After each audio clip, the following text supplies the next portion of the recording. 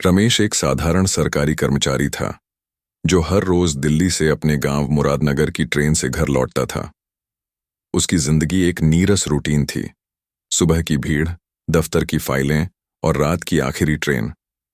लेकिन एक रात जब वह दिल्ली के पुरानी दिल्ली रेलवे स्टेशन पर अपनी ट्रेन का इंतजार कर रहा था, कुछ ऐसा हुआ जिसने उसकी जिंदगी को हमेशा के लिए बदल दिया। रात के 11 बज रहे थे। पुरानी दिल्ली स्टेशन का प्लेटफॉर्म नंबर 5 सुनसान था। ठंडी हवा में कोहरे की एक पतली परत छाई थी और दूर कहीं एक कुत्ता भौंक रहा था। रमेश अपनी घड़ी देखते हुए बेसब्री से टहल रहा था। उसकी ट्रेन मुरादनगर लोकल 10 मिनट देरी से थी।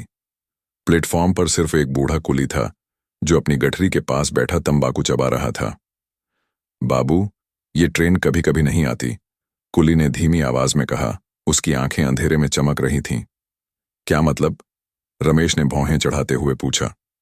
रात की आखिरी ट्रेन, कुछ लोग कहते हैं ये हमेशा मुरादनगर नहीं जाती, कभी कभी ये कहीं और चली जाती है, कुली ने रहस्यमयी ढंग से कहा और फिर चुप हो गया। रमेश ने उसकी बात को मजाक समझकर टाल दिया। तभी कोहरे के बीच से एक ट्रेन की सीटी की आवाज गूंजी। एक पुरानी जंग लगी ट्रेन धीरे धीरे प्लेटफॉर्म पर रुकी। उसका नाम पट्ट गायब था और खिड़कियां धूल से अटी पड्डी थीं। रमेश को अजीब लगा, लेकिन ठंड और थकान ने उसे जल्दी अंदर चढ़ने को मजबूर कर दिया। डिब्बा खाली था, सीटें फटी हुई थीं और दीवारों पर पुराने पोस्टर चिपके थे जो समय के साथ पीले पड्डी एच चुके थे। हवा में एक सड्डी हांद की गंध थी, जैसे कुछ सड़ रहा हो। रमेश ने अपनी बैग को सीट पर रखा और खिड़की के पास बैठ गया। ट्रेन ने धीरे धीरे रफ्तार पकड़ दी और बाहर का कोहरा और घना हो गया। कुछ मिनटों बाद रमेश को लगा कि ट्रेन की गति असामान्य रूप से तेज हो रही थी। खिड़की से बाहर कुछ भी दिखाई नहीं दे रहा था, न स्टेशन, न लाइटें, सिर्फ एक काला शून्य। उसने अपनी घड़ी देखी, लेकिन वह रुक चुकी थी। अचानक डिब्बे की लाइटें टिमटिमाने लगीं और एक ठंडी हवा ने उसे सिहरन से भर दिया। कौन है वहां? उसने पुकारा। जब उसे लगा कि डिब्बे के दूसरे छोर पर कोई हलचल हुई, कोई जवाब नहीं आया। फिर एक हल्की सी फुसफुसाहट गूंजी। वापस लौट जाओ। रमेश का दिल जोर जोर से धड़कने लगा। उसने अपनी टॉर्च जलाई और डिब्बे में इधर उधर देखा। तभी एक छाया उसके सामने से गुजरी। एक औरत सफेद सादी में, जिसका चेहरा दिखाई नहीं दे रहा था। उसकी सादी के किनारे फटे हुए थे और उसके पैर जमीन को नहीं छू रहे थे।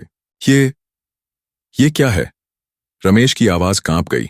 उसने बैग उठाया और दरवाजे की ओर भागा, लेकिन दरवाजा जाम था।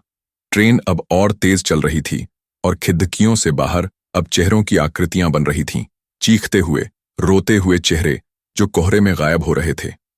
अचानक ट्रेन रुकी। रमेश ने खिड़की से बाहर देखा। एक सुनसान स्टेशन था जिसका बोर्ड टूटा हुआ था।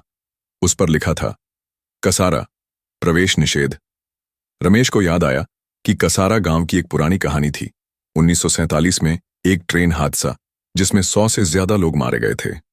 लोग कहते थे कि उस रात से वह स्टेशन शापित है। डिब्बे में एक ठंडी हवा चली और वहीं सफेद सादी वाली औरत अब रमेश के सामने खड़ी थी। उसका चेहरा अब दिख रहा था, खाली काली आंखें और एक मुस्कान जो रमेश की रीढ़ को जमा दे रही थी। तुम मेरे साथ आओ, उसने कहा। उसकी आवाज कई लोगों की चीखों का मिश्रण थी।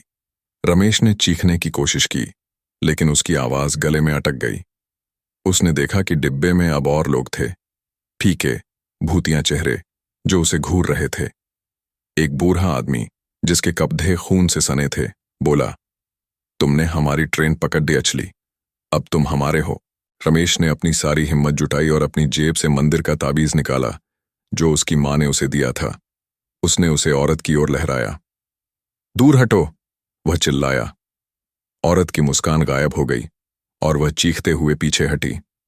लाइटें फिर से टिमटिमाईं और ट्रेन एक झटके के साथ फिर से चल पड़ी थी। जब रमेश की आंखें खुलीं, वह मुरादनगर स्टेशन पर था। ट्रेन गायब थी और उसका बैग उसके पास पड़ा था। स्टेशन मास्टर ने उसे हिलाते हुए पूछा, बाबू, आप यहां कैसे? आखिरी ट्रेन तो 2 घंटे पहले चली गई। रमेश ने कांपते हुए अपनी जेब में ताबीज देखा। वह जला हुआ था। उस रात के बाद रमेश ने कभी रात की ट्रेन नहीं पकड़ दी, लेकिन हर रात जब वह सोने की कोशिश करता, उसे वहीं फुसफुसाहट सुनाई देती, वापस लौट आओ।